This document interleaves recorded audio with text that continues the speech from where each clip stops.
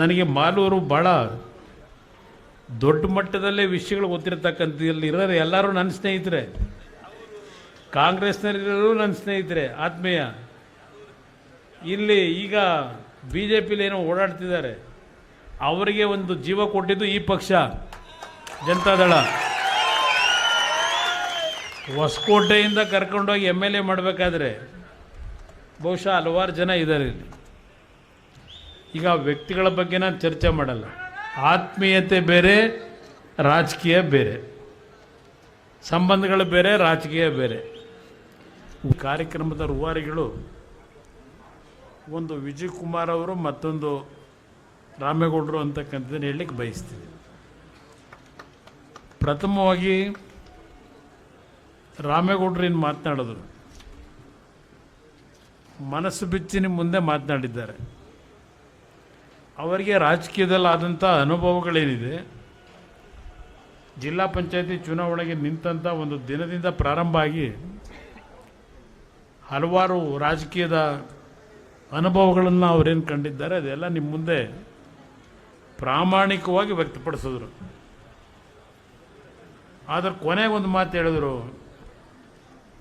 ವಿಜಯ್ ಕುಮಾರ್ ಅವರ ಜೊತೆಗೂಡಿ ನಾನು ಮಾಲೂರಿನ ನನ್ನ ಕಾರ್ಯಕರ್ತರನ್ನ ಉಳಿಸ್ಕೊಳ್ತಕ್ಕಂಥದ್ದಕ್ಕೆ, ಅದು ವಿಜಯ್ ಕುಮಾರ್ ಅವರ ಅಭಿಮಾನಿಗಳಿರ್ಬೋದು, ನಮ್ಮ ಜನತಾದಳದ ಹಳೆ ಕಾರ್ಯಕರ್ತರುಗಳು ಇರ್ಬೋದು, ಉಳಿಸ್ಕೊಳ್ತಕ್ಕಂಥ ನಿಟ್ಟಿನಲ್ಲಿ ವಿಜಯ್ ಕುಮಾರ್ ಅವರ ಜೊತೆ ನಾನು ಕೈ ಜೋಡಿಸಿ ಎಲ್ಲ ರೀತಿಯ ತ್ಯಾಗಕ್ಕೆ ನಾನು ಸಿದ್ಧವಾಗಿ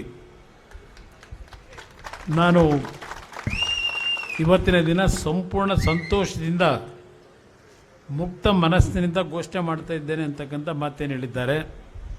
ಇವತ್ತು ಇವರಿಬ್ಬರು ಅಣ್ಣ ತಮ್ಮಂದ್ರ ಥರ ಮಾಲೂರಿನ ಜನತೆಯ ಒಂದು ಕಷ್ಟ ಸುಖದಲ್ಲಿ ಭಾಗಿಯಾಗಿ,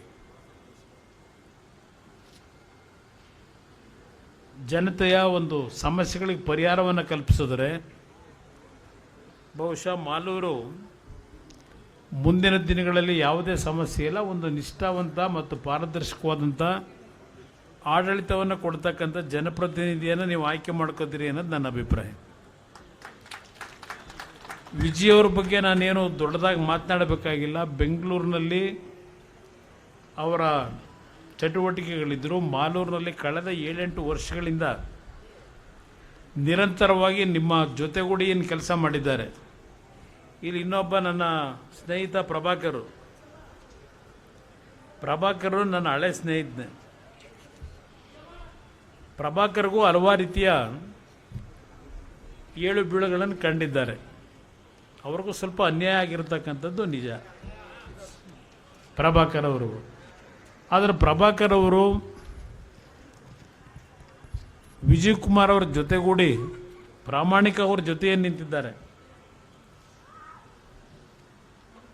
ಅವರನ್ನು ನಾವು ಮರೀತಕ್ಕಂಥ ಪ್ರಶ್ನೆಯಲ್ಲಿ ನನಗೆ ಭಾಳ ಅತ್ಯಂತ ಆತ್ಮೀಯವಾದ ಸ್ನೇಹಿತ ಪ್ರಭಾಕರ್, ಹಳೆಯ ಸ್ನೇಹಿತ, ಸುಮಾರು 15-20 ವರ್ಷ ಸ್ನೇಹಿತ. ಅವರು ಎಲ್ಲೇ ಇದ್ದರೂ ನಮ್ಮ ಒಂದು ಶ್ರೇಯಸ್ಸನ್ನು ಬಯಸ್ತಂಥವ್ರೆ ಪ್ರಭಾಕರ್. ಪಕ್ಷ ಬಿಟ್ಟು ಹೋಗಿದ್ರು. ಕೊನೆಗೆ ಅವರೊಂದು ಮಾತು ಹೇಳಿದ್ರು, ನನ್ನ ತಾಯಿ ಮನೆ ಇದು, ಇಲ್ಲಿಗೆ ಬರ್ತಿದ್ದೀನಿ ಅಂತ. ಅದು ಅವರಲ್ಲಿ ಇರ್ತಕ್ಕಂಥ ನಿಷ್ಠೆ.